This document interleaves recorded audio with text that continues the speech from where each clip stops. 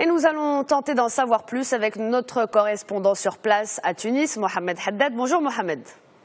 Bonjour Naïma, bonjour à tous. Alors avec ce deuxième tour de l'élection présidentielle, la Tunisie vient de terminer, si on peut dire, sa transition qui dure depuis maintenant près de 4 ans. C'est la première fois que le pays élit librement et démocratiquement son président. Pour ces élections historiques, le taux de participation a atteint 59% à la fermeture des bureaux de vote. Et on vient de le dire, donc le camp de Béji Caïd Sebsi revendique la victoire. Où est-ce qu'on en est ce matin, Mohamed ? En fait, Naïma, commençons par l'ambiance qu'il y avait hier en face du local de campagne, si vous permettez. À 18h précises, à l'heure de la fermeture des bureaux, Béji Caïd Sebsi a été annoncé comme le gagnant.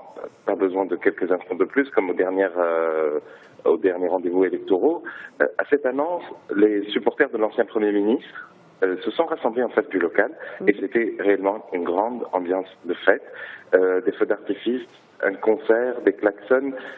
Les supporters sont venus en amis, en famille, jusqu'à tard dans la nuit. Et cette annonce a été confortée par les instituts de sondage qui donnent toujours Béji Caïd Sebsi en premier et Mansour Marzouki en deuxième. Comme vous venez de le dire, l'équipe de Marzouki préfère attendre les résultats officiels. Béji Caïd Sebsi préfère attendre les résultats Marzouki préfère attendre les résultats officiels. Ils devraient être annoncés par l'ISI, la commission électorale, aujourd'hui à partir de 20h.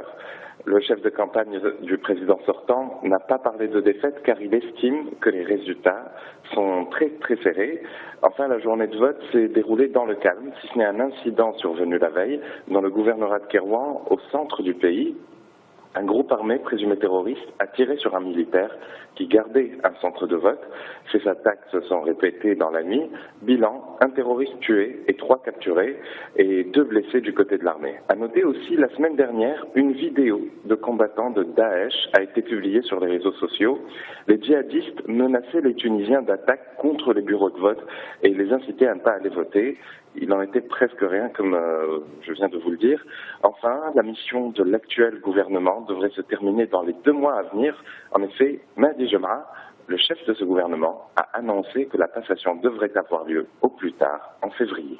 Mohamed Haddad en direct de Tunis, merci pour ces précisions.